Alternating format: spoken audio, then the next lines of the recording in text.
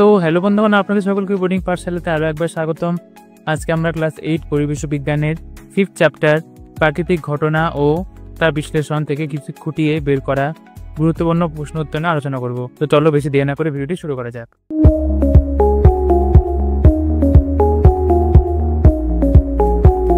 সঠিক উত্তর নির্বাচন ধর্মী প্রশ্ন। প্রতিটি প্রশ্নের মান 1।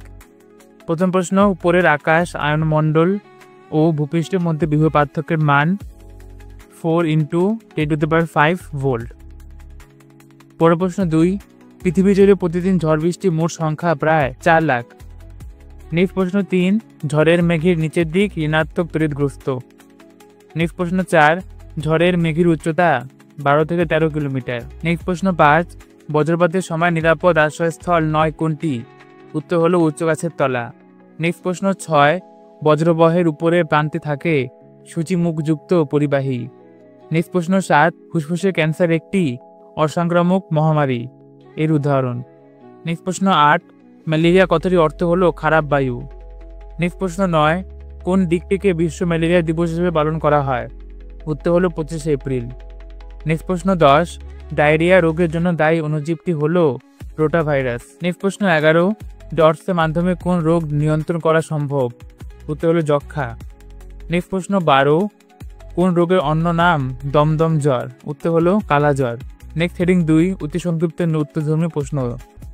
প্রতিটি প্রশ্নের মান 1। প্রথম প্রশ্ন, কাছাকাছি থাকা দুটি পরিবাহী পাতের মধ্যে উত্তরবিভব পার্থক্য থাকলে কি ঘটে? উত্তর হলো এদের মধ্যে তড়িৎ স্ফুলিঙ্গ সৃষ্টি হয়।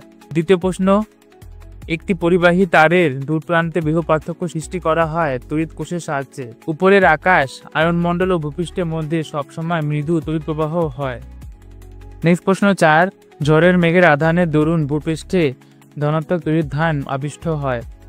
নেক্সট প্রশ্ন 5, ঝড়ের মেঘ থেকে সাধারণত বজ্রপাত সহ ঝড় বৃষ্টি হয়।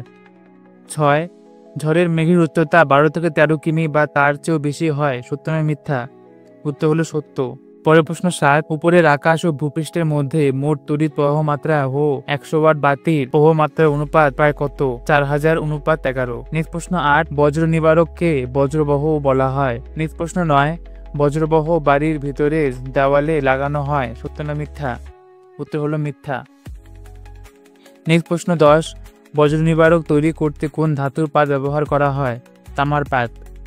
নেক্সট প্রশ্ন 11, কোন ব্যাকটেরিয়া কলেরা রোগের জন্য দায়ী? Vibrio colliery. নেক্সট প্রশ্ন 12, কোন মশা ডেঙ্গি রোগের জীবাণু বহন করে? Aedes aegypti.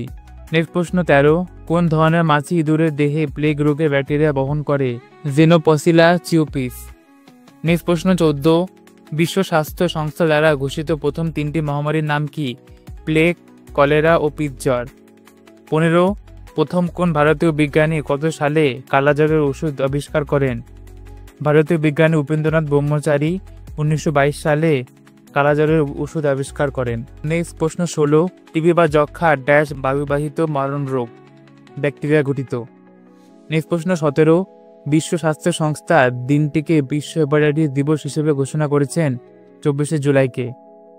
নেক্সট প্রশ্ন 18, সঠিক খাদ্যাভ্যাস ও জীবনচর্চার অভাবে হাইপারটেনশন এর মতন অসংক্রামক রোগ ক্রমশ ছড়িয়ে পড়ছে। নেক্সট প্রশ্ন 19, এইডসের জন্য দায়ী ভাইরাসটির নাম কি? উত্তর হলো HIV, হিউম্যান ইমিউনোডিফিসিয়েন্সি ভাইরাস। নেক্সট প্রশ্ন 20, লিশম্যানিয়া নামক অদ্যপ্রাণীটির বাহক কে? বেলে মাছি। পরের হিডিং 3, সংক্ষিপ্ত উত্তরধর্মী প্রশ্ন। প্রতিটি প্রশ্নের মান 2। প্রথম প্রশ্ন 1, তড়িৎ স্ফুলিঙ্গ কিভাবে সৃষ্টি হয়? উত্তর, ভিন্ন ধর্মী আধানে আহিত দুটি বস্তুকে কাছাকাছি রাখলে এদের মাঝে থাকা বায়ুর কণাগুলি আবেশের দরুন আয়নিত হয়। এই আয়নগুলি ভিন্ন ধর্মী আধানযুক্ত বস্তুর দিকে, ধনাত্মক আয়নগুলি ঋণাত্মক তড়িৎগ্রস্ত বস্তুর দিকে এবং ঋণাত্মক আয়নগুলি ধনাত্মক তড়িৎগ্রস্ত বস্তুর দিকে গতিশীল হওয়ার সময় যে তড়িৎ প্রবাহ সৃষ্টি হয় তার দরুন বায়ু কণাগুলি উত্তপ্ত হয়ে আলো বিকিরণ করে এবং কণাগুলির কম্পনের ফলে শব্দ উৎপন্ন হয়। একে আমরা তড়িৎ স্ফুলিঙ্গ বলে থাকি। পরের প্রশ্ন 2, দৈনন্দিন জীবনে তড়িৎ স্ফুলিঙ্গ সৃষ্টির 2টি উদাহরণ দাও। প্রথম, বাড়ির বৈদ্যুতিক পাখা বা লাইটের সুইচ অন বা অফ করার সময় মাঝে মাঝে সুইচের ভেতর তড়িৎ স্ফুলিঙ্গ লক্ষ্য করে থাকি। নেক্সট পয়েন্ট 2, রাত্রিবেলা বৈদ্যুতিক ট্রেনের পোস্টগ্রাফ ও বৈদ্যুতিক তারের মধ্যে মাঝে মাঝে তড়িৎ স্ফুলিঙ্গ সৃষ্টি হয়। পরের প্রশ্ন 3, দুটি বিচ্ছিন্ন পরিবাহী পাতকে একটি তড়িৎ কোষের দুই মেরুর সঙ্গে পরিবাহী তার দিয়ে যুক্ত করলে পাত দুটির মধ্যে কোনো তড়িৎ প্রবাহ হবে কি? উত্তর, দুটি বিচ্ছিন্ন পরিবাহী পাতকে একটি তড়িৎ কোষের দুই মেরুর সঙ্গে যুক্ত করলে একটি পাত ধনাত্মক তড়িৎগ্রস্ত এবং অন্যটি ঋণাত্মক তড়িৎগ্রস্ত হয়। পাত দুটি আধানের আবেশের দরুন এদের মধ্যবর্তী স্থানের বায়ুকণাগুলি আয়নিত হয়। দুই পাতের মধ্যবর্তী স্থানের বায়ুর আয়নগুলির প্রবাহের দরুন পাত দুটির মধ্যে অতি নিম্নমানের তড়িৎ প্রবাহ সৃষ্টি হয়। নেক্সট প্রশ্ন 4, প্রকৃতির নিজস্ব তড়িৎ প্রবাহ কি? কি কারণে এটি সৃষ্টি হয়? উত্তর, উপরের আকাশ ও ভূপৃষ্ঠের মধ্যে যে অতি সামান্য তড়িৎ প্রবাহ সর্বদাই উপর থেকে নিচের দিকে প্রবাহিত হয় তাকে প্রকৃতির নিজস্ব তড়িৎ প্রবাহ বলে। পৃথিবীর বায়ুমণ্ডলের আয়নোস্ফিয়ার স্তরের আয়নিত বায়ু ও ভূপৃষ্ঠের মধ্যে থাকা উচ্চমানের বৃহৎ পার্থক্যই এই তড়িৎ প্রবাহের জন্য দায়ী। পরের প্রশ্ন 5, ঝড়ের মেঘ আয়নিত হয় কিভাবে? ঝড়ের মেঘে জলকণাগুলি উপরে ওঠার সময় বা নিচে নামার সময় বায়ুতে আগে থেকে থাকা বিভিন্ন ধরনের আহিত কণাগুলি এদের সঙ্গে যুক্ত হওয়ার দরুন ঝড়ের মেঘ আয়নিত হয়। মেঘের যে জলকণাগুলি উপরের দিকে উঠে সেগুলি ধনাত্মক তড়িৎগ্রস্ত হয় এবং যেগুলি নিচের দিকে নামে সেগুলি ঋণাত্মক তড়িৎগ্রস্ত হয়। নেক্সট প্রশ্ন 6, বজ্রপাতের সময় নিরাপদ আশ্রয়স্থল কোনগুলি? বজ্রবহযুক্ত বাড়ি, লোহার কাঠামোতে নির্মিত পাকা বাড়ি, মাটির সঙ্গে সংযোগ আছে এরকম ধাতব আচ্ছাদন যুক্ত বাড়ি ইত্যাদি বজ্রপাতের সময় নিরাপদ আশ্রয়স্থল। নেক্সট প্রশ্ন 7, বজ্রপাতের সময় বিপজ্জনক স্থান কোনগুলি? উঁচু গাছ, টেলিগ্রাফ ও টেলিফোন পোস্ট, উঁচু মাটির দেওয়াল ইত্যাদি বজ্রপাতের সময় বিপজ্জনক স্থান। প্রশ্ন 8, বজ্র নিরোধক বা বজ্র নিবারক কি বজ্রবাহ বলা হয় কেন? বজ্র নিরোধকে সূচিমুখের ক্রিয়া সত্ত্বেও বজ্রপাত হলে তড়িৎ প্রবাহ বাড়ির ভিতর দিয়ে না গিয়ে নিম্নরোধ সম্পন্ন তামার পাতের মধ্য দিয়ে মাটিতে চলে যায়, ফলে বাড়ির কোনো ক্ষতি হয় না। এই কারণে বজ্র নিরোধককে বজ্রবাহ বলা হয়। পরের প্রশ্ন 9, ভালো বজ্রবাহের গুণগুলি লেখো। ভালো বজ্রবাহের গুণগুলি হলো, প্রথম, বজ্র নিবারক তামা পাতের মধ্য দিয়ে তড়িৎ প্রবাহের ফলে উৎপন্ন তাপে পাতটি গলে যাবে। দ্বিতীয়, তামার পাতের ওপরের প্রান্তে বেশ কয়েকটি সূচিমুখ থাকবে। তৃতীয়, তামার পাত্রের মাঝে কোনো কাটা থাকা চলবে না, অর্থাৎ পাত্রটি একটানা হতে হবে। চতুর্থ, তামার পাত্রের নিচে প্রান্তে মাটিতে গভীরভাবে পুঁতে থাকতে হবে। পরের প্রশ্ন 10, সংক্রামক মহামারী ও অসংক্রামক মহামারী বলতে কি বোঝো? উত্তর, সংক্রামক মহামারী যে ধরনের মহামারী সরাসরি এক ব্যক্তি থেকে অপর ব্যক্তিতে কোনো বাহক প্রাণীর মাধ্যমে বা কোনো প্রাণীজ দেহ থেকে সংক্রমণ ঘটে তাকে সংক্রমণ মহামারী বলে, যেমন হাম, বসন্ত, ইনফ্লুয়েঞ্জা ইত্যাদি। অসংক্রামক মহামারী যে ধরনের মহামারী সঠিক খাদ্যাভ্যাস ও জীবনচর্চার অভাবে মানুষের মধ্যে ছড়িয়ে পড়ে তাকে অসংক্রামক মহামারী বলা হয়। এক্ষেত্রে কোনো বাহকের ভূমিকা থাকে না, যেমন ফুসফুসের ক্যান্সার, করোনারি হার্ট ডিজিজ ইত্যাদি। প্রশ্ন 11, কলেরা রোগের সাধারণ লক্ষণগুলি আলোচনা করো। কলেরা হলো মরণ রোগ। এর সাধারণ লক্ষণগুলি হলো প্রচণ্ড বমি হয়, শরীরে অম্ল ক্ষারের ও লবণের ভারসাম্য নষ্ট হয়ে যায়, শরীর থেকে জলীয় অংশ তরল আকারে বেরিয়ে যেতে থাকে, শরীরের চামড়াকে ধোঁয়াটে নীলবর্ণ পরিণত করে।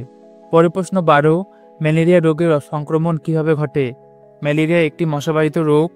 স্ত্রী অ্যানোফিলিস মশা ম্যালেরিয়া রোগে আক্রান্ত ব্যক্তিকে কামড়ালে তার রক্তের মাধ্যমে প্লাজমোডিয়াম ভাইভ্যাক্স নামক প্রোটোজোয়া মশকির শরীরে প্রবেশ করে এবং বংশবিস্তার করতে থাকে।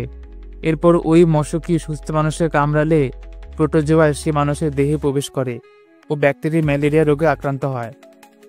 পরের প্রশ্ন 13, ডেঙ্গি রোগের সাধারণ উপসর্গগুলি লেখো। ডেঙ্গি হলো মশাবাহিত মারণ ব্যাধি।